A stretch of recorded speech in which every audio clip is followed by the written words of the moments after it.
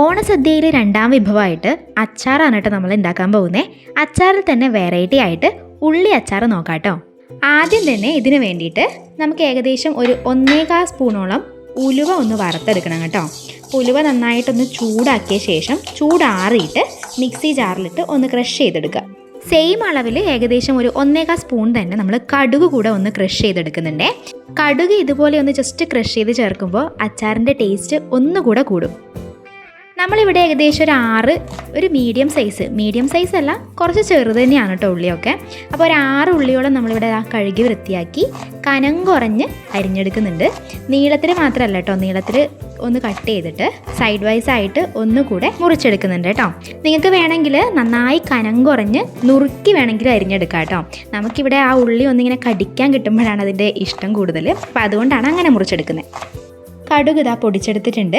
അതുപോലെ 6ഓളം ഉള്ളി നമ്മളിവിടെ കനം കുറഞ്ഞ് അരിഞ്ഞെടുത്തിട്ടുണ്ട്. പിന്നെ ആവശ്യത്തിന് കറിവേപ്പില, അതുപോലെ ഇതാ വിനാഗിരി എടുത്ത് വെച്ചിട്ടുണ്ട്. പിന്നെ വെളുത്തുള്ളിയും അതുപോലെ പച്ചമുളകും, ഇതൊക്കെ എരിവിനനുസരിച്ച് ആഡ് ചെയ്യാം. നമ്മളിവിടെ 2 എടുത്തിനായിരുന്നു. പിന്നെ ഉലുവ വറുത്തതാ പൊടിച്ച് വെച്ചിട്ടുണ്ട്. അതുപോലെ ആവശ്യത്തിന് കായം കൂടി ചേർത്ത് കൊടുക്കണം. ഇനി ഇത്രയും ഐറ്റംസ് വെച്ചിട്ട് നമ്മുടെ ഈസി ആയിട്ടുള്ള സ്പൈസി ആയിട്ടുള്ള ഉള്ളി അച്ചാർ എങ്ങനെയാണെന്ന് നോക്കാം കേട്ടോ. അരിഞ്ഞെടുത്തിട്ടുള്ള ഉള്ളിയിലേക്ക് ഇനി ഏകദേശം ഒരു 3 ടേബിൾ സ്പൂണോളം വിനാഗിരിയാണ് കേട്ടോ ഒഴിച്ചു കൊടുക്കുന്നത്. വിനാഗിരി ഇല്ലെങ്കിൽ നിങ്ങൾക്ക് അതിന് പകരമായിട്ട് നാരങ്ങാ നീര് കൂടെ ചേർത്ത് കൊടുക്കാം കേട്ടോ. വിനാഗിരിയേക്കാൾ കൂടുതൽ ഹെൽത്തി നാരങ്ങാ നീര് തന്നെ ആയിരിക്കും. നമുക്കിവിടെ നാരങ്ങാ നീര് ഇല്ലാത്തത് കൊണ്ടാണ് കേട്ടോ വിനാഗിരി എടുത്തത്. അപ്പോൾ 3 ടേബിൾ സ്പൂണോളം വിനാഗിരി ആഡ് ചെയ്യാം.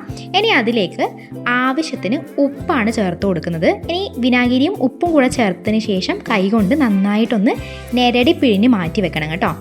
കുറച്ച് സമയം റസ്റ്റ് ചെയ്യാൻ വേണ്ടി തന്നെ വെക്കാം. റസ്റ്റിങ്ങിന് പ്രത്യേകിച്ച് സമയം കൊടുക്കുന്നില്ലെങ്കിൽ തന്നെ നമ്മൾ മസാലയാക്കുന്ന അത്രയും സമയത്തേക്ക് അതവിടെ മാറ്റി വെക്കുക കേട്ടോ. നന്നായിട്ട് കൈകൊണ്ട് മിക്സ് ചെയ്തിട്ട് അടച്ച് വെച്ചേക്കുക. അമ്പലങ്ങളിലെല്ലാം ഉള്ളിയച്ചാർ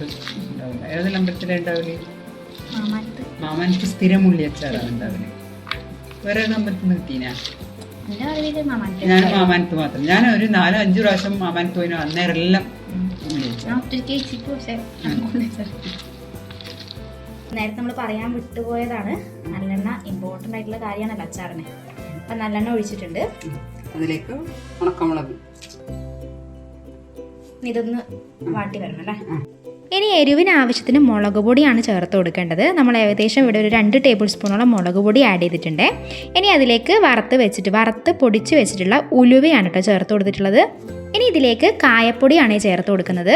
പൊടികളൊക്കെ ആഡ് ചെയ്യുന്ന സമയം തന്നെ ഫ്ലെയിമൊക്കെ ലോ ആണെന്നുള്ളത് ശ്രദ്ധിക്കണം. ഇനി ഒന്ന് ജസ്റ്റ് മിക്സ് ചെയ്ത് കഴിഞ്ഞാൽ നമുക്ക് ഫ്ലെയിം ഓഫ് ചെയ്യാം.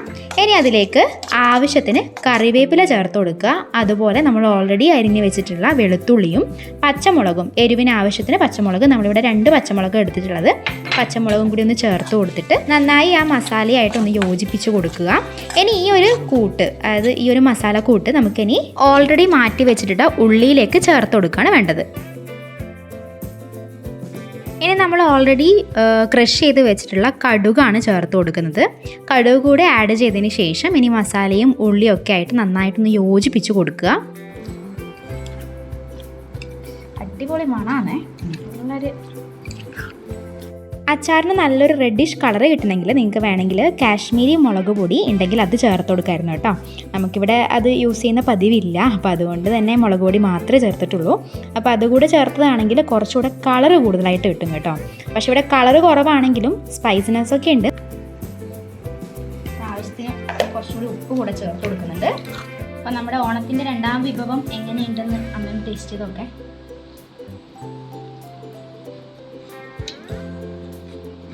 കൊള്ളാം, മോശമൊന്നുമില്ല, നന്നായിട്ടുണ്ട്. എരിവില്ലേ? എരിവുണ്ട്, നല്ലോണം എരിവുണ്ട്. പക്ഷെ കളർ കുറച്ച് കുറവാണ്. അതാണ് കാശ്മീരി ഉണ്ടെങ്കിൽ ആ പ്രശ്നമില്ല. കാശ്മീരി നല്ല എരിവുണ്ട്. നമ്മുടെ ഓണസദ്യയിലെ രണ്ടാം വിഭവം ഇവിടെ റെഡി ആയിട്ടുണ്ട്. അപ്പോൾ വീഡിയോസ് ഇഷ്ടമാണെന്നുണ്ടെങ്കിൽ ചാനൽ സബ്സ്ക്രൈബ് ചെയ്യുക, സപ്പോർട്ട് ചെയ്യുക. 3ാം ഓണ വിഭവമായിട്ട് നമുക്ക് നാളെ തന്നെ കാണാം കേട്ടോ.